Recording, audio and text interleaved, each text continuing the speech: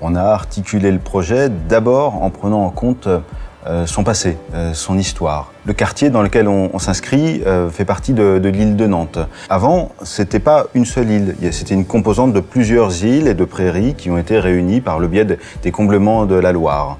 Ce projet s'inscrit dans cet environnement, s'inscrit avec ses influences. On a essayé de prendre en compte cette identité et de la projeter dans notre conception.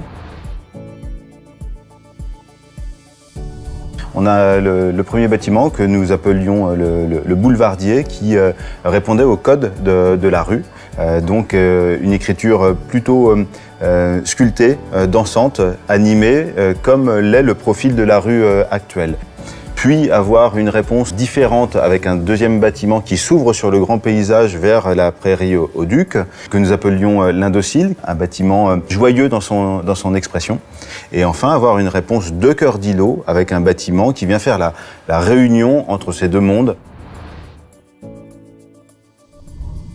Le paysage, il a deux grandes composantes, l'effet de Venelle et de Placette, puisque c'est un projet qui a une liaison entre le boulevard et la rue du Coudray.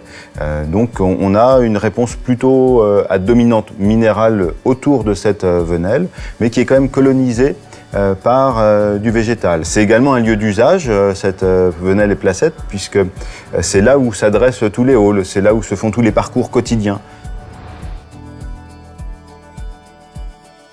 Ça a été un vrai travail collaboratif. On a associé l'ensemble des partenaires, la Samoa, l'urbaniste, le paysagiste. Il y avait des exigences et des attentes qui étaient fortes. C'était que le projet puisse s'inscrire dans un quartier existant et donc qu'il y ait des notions de parcours et qu'il y ait cette liberté de déambulation. Alors, les espaces extérieurs, on les a d'abord conçus en lien avec le logement, avec l'appartement. Et ensuite, on les a constitués en fonction de l'environnement et du contexte dans lequel ils s'inscrivent. Par exemple, sur le boulevardier et le pivot, on a plutôt pensé les espaces extérieurs, creuser dans les volumes et ainsi faire des effets de loggia. Ça permet de répondre d'abord aux effets de masque solaire, mais également d'être bienveillant par rapport aux intimités et aux relationnels avec les riverains, mais également avec les logements entre eux.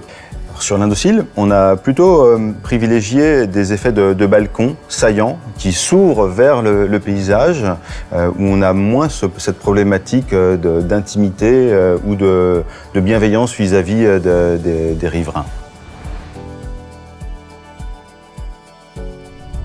Si j'avais à le définir, je dirais qu'il est intensément faubourien, dans le sens où un faubourg c'est quelque chose de vivant, c'est quelque chose d'animé, un petit peu à l'image de ce qu'est l'île de Nantes aujourd'hui.